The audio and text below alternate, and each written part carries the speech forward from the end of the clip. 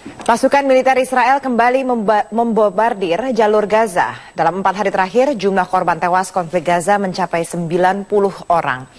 Serangan Israel dibalas oleh kelompok Hamas dengan tembakan artileri, sementara tank-tank Israel bersiaga di perbatasan Israel dan jalur Gaza. Pejuang Palestina meluncurkan sejumlah roket ke Israel dalam pertempuran sengit yang telah berlangsung selama 4 hari terakhir. Sementara itu, militer Israel mengklaim telah melumpuhkan rumah milik pemimpin jihad di Gaza. Pihak SAR Gaza menyatakan 5 orang tewas dalam serangan ini, termasuk diantaranya seorang anak perempuan berusia 7 tahun. Total korban tewas hingga kini mencapai 90 orang, termasuk warga sipil. Hari Jumat, roket pejuang Palestina menghantam sebuah pom bensin di kota pelabuhan Ashdod, Israel, dan melukai 1 orang. Serangan ini menyebabkan ledakan hebat dengan kepulan asap tebal.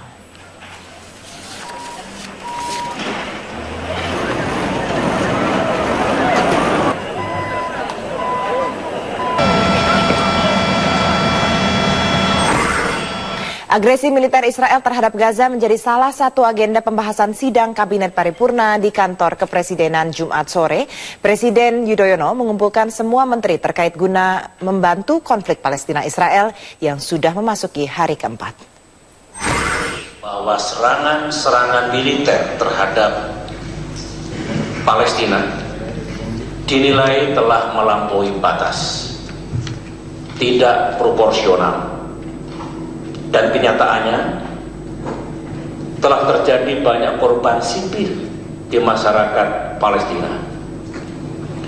Indonesia di samping mengecam aksi-aksi militer Israel yang berlebihan itu, juga telah aktif menjalankan diplomasi baik pada tingkat PBB atau Perserikatan Bangsa-Bangsa, tingkat Organisasi Kerjasama Islam, dan tingkat Gerakan Non-Blok. Posisi dasar dan sasaran diplomasi kita adalah: 1, aksi militer Israel harus dihentikan.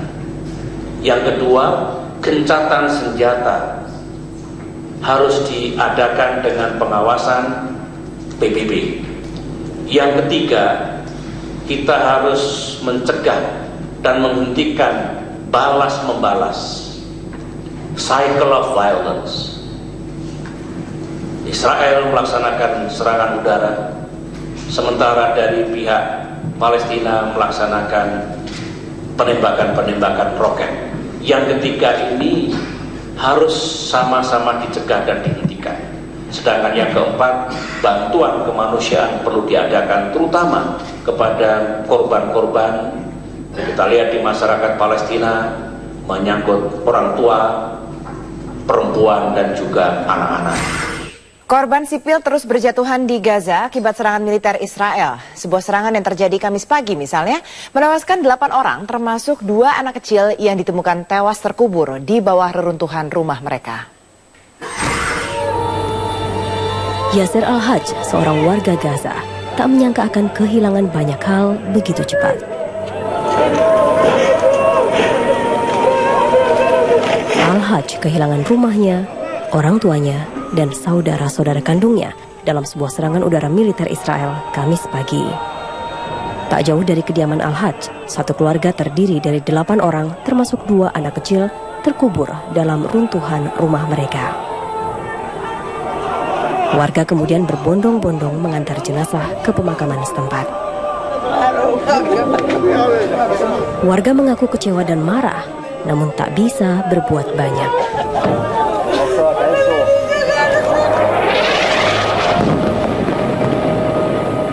Sekalipun Israel mengaku akan menyelidiki insiden ini, serangan militer sejak Selasa lalu membuat puluhan warga Gaza tewas.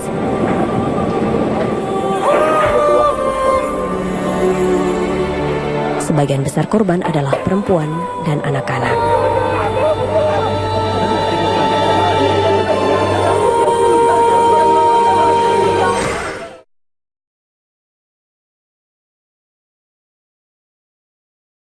Calon Presiden Joko Widodo mengutuk keras serangan Israel ke Palestina.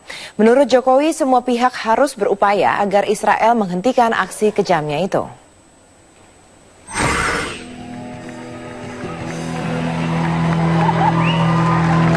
Dalam acara live event yang diadakan Metro TV Kamis malam, calon Presiden Joko Widodo menyatakan Indonesia akan mendukung kemerdekaan Palestina. Karena ini sesuai dengan konstitusi Indonesia yang menjunjung tinggi kemerdekaan suatu bangsa. Konstitusi kita jelas mengatakan bahwa kemerdekaan itu ialah hak segala bangsa. Udah, pegangannya itu aja. Dan sampai saat ini Palestina belum mendapatkan hak itu.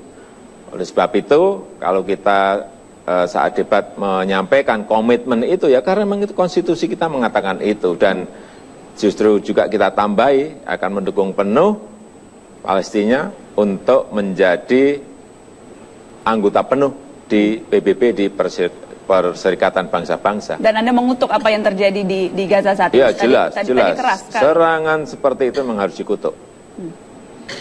Dan apapun saudara kita di Palestina harus didukung, harus dibantu sebisa mungkin.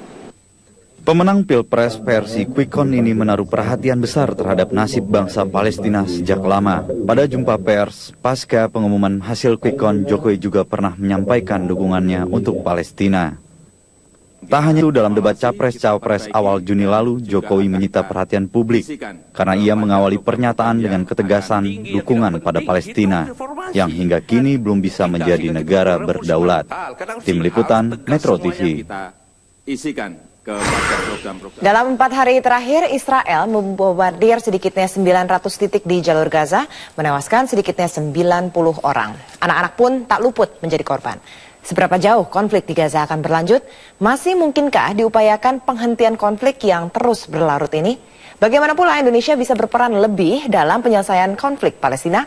Kita akan membahasnya lebih lanjut dengan Dr. Jose Rizal, pendiri Rumah Sakit Gaza Indonesia, yang juga merupakan relawan Medical Emergency Rescue Committee atau MERSI. Betul ya, MERSI ya dok ya? Ya, Dr. Rizal, terima kasih sudah bergabung bersama kami. Sebelumnya kita ingin mengetahui, masih ada relawan di sana, di jalur Gaza, bagaimana informasi terakhir, bagaimana keadaan mereka? Ya, kita punya 19 relawan, relawan konstruksi yang sedang mengerjakan rumah sakit dan Wisma Indonesia di belakangnya, dan perbaikan masjid yang ada di belakangnya juga.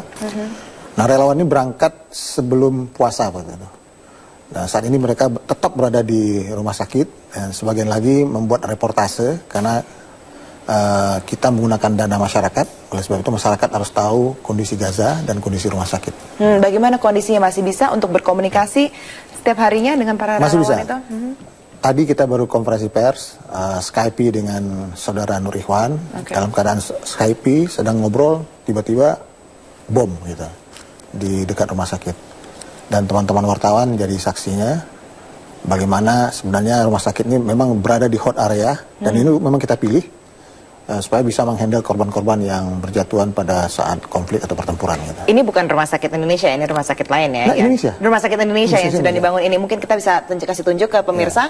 Ini rumah sakit Indonesia ya di Bat Lahia. Ini posisinya di Bat Lahia tuh, city centernya, pusat kota? 3 km dari perbatasan Israel. Oke, dan ini sampai saat ini gimana nih dok? Ini memang kan rencananya dari Menlu Martin Natalegawa sendiri mengatakan bahwa rumah sakit ini seharusnya sudah selesai pada tahun ini, awal tahun ini bahkan. Sekarang ini kondisinya seperti apa?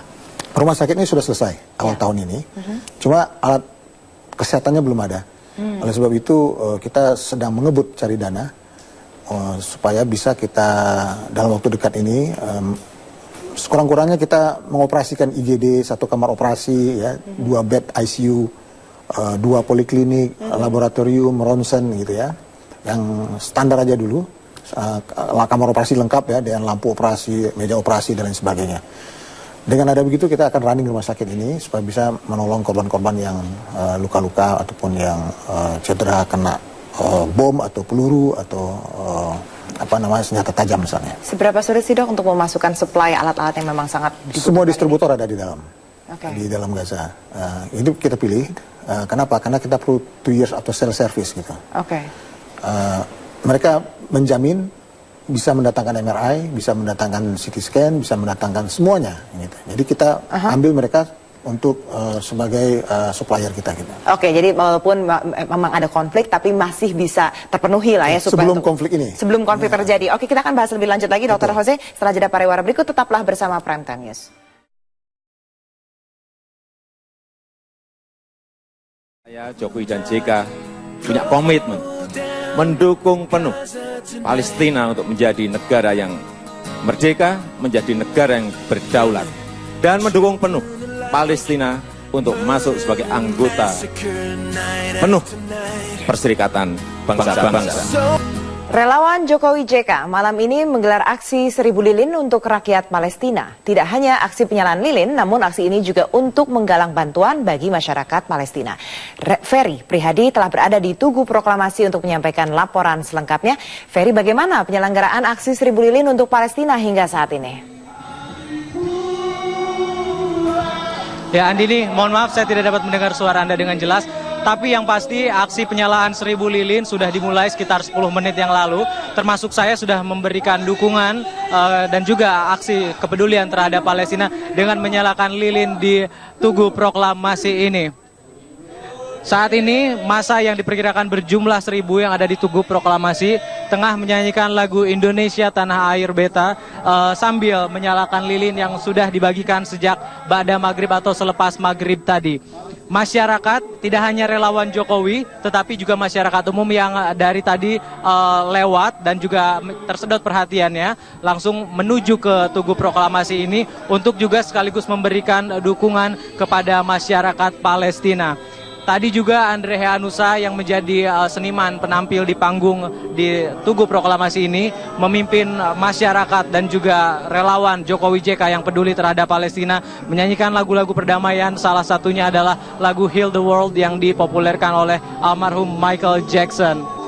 Tadi sebelum maghrib atau sebelum berbuka bersama di sini, relawan dari Jokowi JK yang dipimpin oleh Ketua Panitia Pelaksana 1000 Lilin relawan Jokowi JK untuk rakyat Palestina sudah memberikan bantuan berupa dana yang diserahkan langsung kepada perwakilan dari Kedutaan Besar Palestina. Harapannya dana ini dapat digunakan semaksimal mungkin, sebaik mungkin untuk membantu rakyat Palestina yang menjadi korban serangan agresi militer Israel ke Palestina.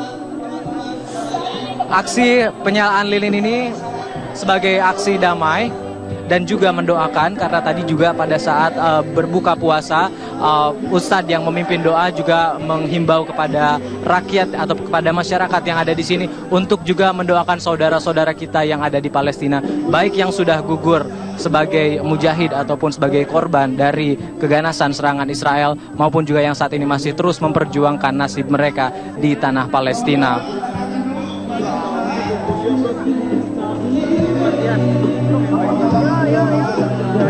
Ya, acara penyalaan lilin ini masih berlangsung sampai saat ini dan nanti juga akan ada sampaian ataupun orasi perdamaian dari beberapa perwakilan agama, di antaranya ada perwakilan dari agama Kristen dan juga nanti akan ada juga Ibu Sinta Nuriyah yang akan memberikan orasi kemanusiaan mengenai perdamaian dan juga mengenai kemanusiaan. Andini. Melaporkan dari Tugu Proklamasi, Jakarta. Dan pemirsa, saat ini sudah bergabung bersama kami adalah Menteri Luar Negeri Marty Natalegawa dari sambungan telepon. Selamat malam Pak Marty. Pak Marty, Anda bisa mendengar saya? Saya bisa dengar, terima kasih. Pak Marty, saya mulai dengan menanyakan bagaimana Pak Marty kondisi warga negara Indonesia yang saat ini berada di Palestina. Apakah Anda sudah memiliki informasi terkini? Kita terus menjalin komunikasi melalui perwakilan kita untuk memastikan bahwa kondisi warga negara kita di sana dalam keadaan yang baik. Yang didata di Kemlu ada 21 warga negara kita di wilayah Gaza, 19 dari mereka menurut catatan Kemlu adalah dari Mercy. Tapi seandainya memang ada informasi lain tentang warga negara kita di sana, tolong agar bisa diberitahukan kepada Kemlu. Tapi hingga saat ini tidak ada berita yang menyatakan bahwa mereka dalam kondisi yang terbawa dampak dari aksi Israel ini. Namun tentunya kita terus meningkatkan kewaspadaan untuk memastikan mereka senantiasa dalam keadaan yang baik, insya Allah. Pak Marty, Indonesia sudah beberapa kali mendesak kemudian juga bahkan mengecam tindakan agresi Israel ini terhadap Palestina. Namun sampai saat ini juga tidak pernah digubris. Bahkan kita juga sudah ke PBB. Sebenarnya apa yang bisa dilakukan oleh pemerintah Indonesia? Kita bagian dari masyarakat internasional yang mengedepankan sikap agar kekerasan ini harus segera dihentikan. Kecaman terhadap Israel sudah menjadi suatu keharusan dan masyarakat Indonesia bahkan menjadi pelopor dalam menggalang sikap internasional mengenai masalah ini. Sebagai contoh, hari ini di New York, di PBB akan diadakan pertemuan Organisasi Konferensi Islam dan pertemuan dari gerakan non-blok atas inisiatif Indonesia bersama dengan Palestina. Baru kurang lebih setengah jam yang lalu kami berbicara dengan Menlu Palestina dan beliau menyampaikan apresiasi yang sangat mendalam atas peranan pemerintah Indonesia dan dukungan masyarakat Indonesia terhadap apa yang sedang terjadi di sana. Namun saya tidak ingin memperkecil tantangan yang dihadapi kita karena Dewan Keamanan sendiri sebenarnya ketahui tidak mampu untuk bertindak karena tidak ada kebulatan sikap. Oleh karena itulah kita perlu mengambil langkah-langkah di forum-forum PBB lainnya. Apakah sidang majelis umum, OKI, gerakan non-blok, di Dewan HAM di Jenewa, yang intinya menggerakkan semua mesin diplomasi yang kita miliki untuk bisa mendesak Israel, menekan Israel, agar segera menghentikan aksi agresinya terhadap Palestina, insya Allah. Pak Marty, saya bersama Anda tahun 2012 ketika Palestina untuk menjadi negara peninjau pada saat itu. Kemudian juga kita ketahui bersama-sama seperti Anda katakan dari Watim sendiri di sana sudah menggalang dukungan dari negara OKI, kemudian negara non-blok. Nah, sepertinya juga usaha-usaha itu untuk menekan DKPBB sulit dilakukan, bahkan resolusi untuk Israel sendiri paling banyak. Tapi sampai saat ini agresi Israel masih terus berlangsung. Bisakah kita tetap rely on DKPBB, Pak, pada saat ini? Anda betul menggambarkan konstelasi situasi saat ini sebenarnya, bahwa terlepas dari mayoritas masyarakat internasional yang mendesak Israel agar segera menghentikan kekerasannya, kenyataannya memang karena Dewan Keamanan tidak memiliki kesamaan pandangan, Israel masih bisa melakukan langkah-langkah yang seperti yang mereka lakukan. Bahwasanya masih sulit perjuangan ini bukan berarti kita berdiam diri, karena bagi negara seperti Indonesia tidak ada opsi untuk kita berdiam diri. Kita akan terus berusaha sekeras mungkin. Termasuk tadi Anda rujuk misalnya ketika Indonesia Palestina menjadi anggota PBB, peninjau, anggota negara peninjau. Indonesia adalah salah satu pelopornya. Anda ingat pada saat itu yang Menteri Luar Negeri yang datang ke sana khusus untuk sidang, hanya Indonesia dan Turki yang bersama dengan Palestina mendukung upaya tersebut. Jadi kita terdepan, tapi bukan berarti masalahnya mudah, tapi tidak ada opsi lain kecuali harus mengupayakan kesemuanya ini, perjuangan dari Palestina. Dan melihat saat ini betapa bergeraknya masyarakat di Indonesia, semakin memberikan motivasi kepada kita semua untuk bekerja lebih keras lagi. Tadi Bapak Presiden dalam sidang kabinet menginstruksikan bahwa kita pemerintah siap mengalokasikan bantuan sebesar $1 juta Amerika Serikat, bantuan kemanusiaan kepada Palestina. Baik. Saya sudah sampaikan rencana tersebut ke Menlu Palestina. Baik, Pak Marty, terima kasih banyaknya. Kami akan terus memantau perkembangan terkini apa yang akan bisa dilakukan oleh pemerintah Indonesia tentunya terkait konflik di Palestina. Menteri Luar Negeri Republik Indonesia Marty Natalegawa, terima kasih dan kami akan kembali saat lagi.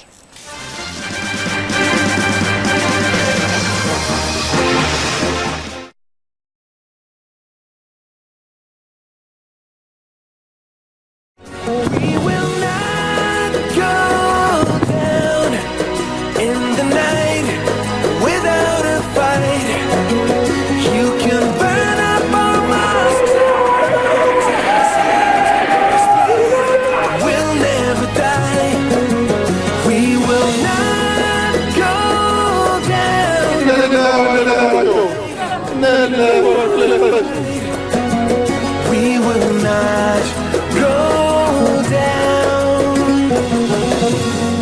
in Gaza tonight.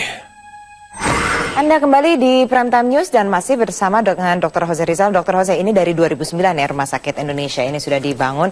Ini kira-kira sulit tidak bergerak tanpa adanya perwakilan kita di sana? Bukan 2009. 2009 kita masuk dalam keadaan perang. Oke. Ya, 2011. 2011. 2 tahun kita membangun. Oke. Nah, susah ya itu untuk bergerak, untuk membangun, kemudian juga untuk supply-nya, misalnya hal-hal detailnya seperti itulah susah. Jelas, kita susah masuk ke Gaza tanpa izin dari pemerintah Mesir. Tidak cukup visa, kita harus minta izin ke Badan Intelijen Mesir. Begitu mereka approve, baru kita bisa lewat Sinai. Lewat Sinai, belum tentu bisa lewat Rafah. Rafah itu ada perbatasannya. Nah, ada sinyal dari intelijen, baru kita bisa masuk. Semuanya, baik lembaga kesehatan manapun, PBB sekalipun juga begitu. Jadi akan lebih memudahkan. Jadi untuk masuk Gaza ini ada 2 pintu, dari Israel, dari Mesir, atau Laut Tengah. Itu nggak mungkin dua-duanya. Ya, yang mungkin dari Mesir bagi kami gitu. Bagi NGO dari Barat bisa dari Israel mereka masuk, yaitu dari RS misalnya. Oke. Nah Pak Dokter, apa harapan dokter? Tentunya kita ingin agar rumah sakit ini benar-benar bisa digunakan ya dengan warga Gaza di sana. Apa harapannya kepada pemerintah ke depan terkait dengan penanganan konflik, kemudian juga ada rencana katanya kita mau buka perwakilan di sana. Kalau kita berhasil membuka perwakilan, itu suatu prestasi besar. Kami sudah merintis untuk mendirikan Wisma Indonesia di Gaza. Wisma Indonesia ini akan menjadi rumah singgah bagi semua orang Indonesia yang datang ke Gaza. Taruhlah katakan representasi rakyat Indonesia gitu. Tapi kalau representasi negara bisa didirikan di tepi barat, ini luar biasa prestasinya. Belum ada saya rasa yang punya representasi di tepi barat. Karena tepi barat ini pada hakikatnya bukan daerah merdeka. Ini secara de jure memang diakui, tetapi secara de facto bukan daerah merdeka. Tentara Israel penuh di mana-mana. Gaza, daerah yang secara de jure tidak merdeka, de facto merdeka. Karena tidak ada orang Israel yang berada di Gaza. Satu pun tidak ada. Ini harus dipahami oleh rakyat Indonesia gitu. Oke. Dan Malaysia juga sudah ada malah perwakilan di sana. Oh tidak. Ya? Dia yang membangun. Dia membangun Malaysia. Gedung-gedung pemerintahan di tepi barat. Salah satu pusat pemerintahan di tepi barat itu Malaysia yang bangun. Jadi memang dibutuhkan adanya representasi Indonesia. Kalau Indonesia bisa tembus, ini prestasi diplomasi yang luar biasa. Baik, kita lihat prestasi diplomasi apa yang akan nantinya dibuat oleh pemerintahan Indonesia ke depannya. Dr. Jose Rizal, terima kasih banyak atas waktu Anda. Dan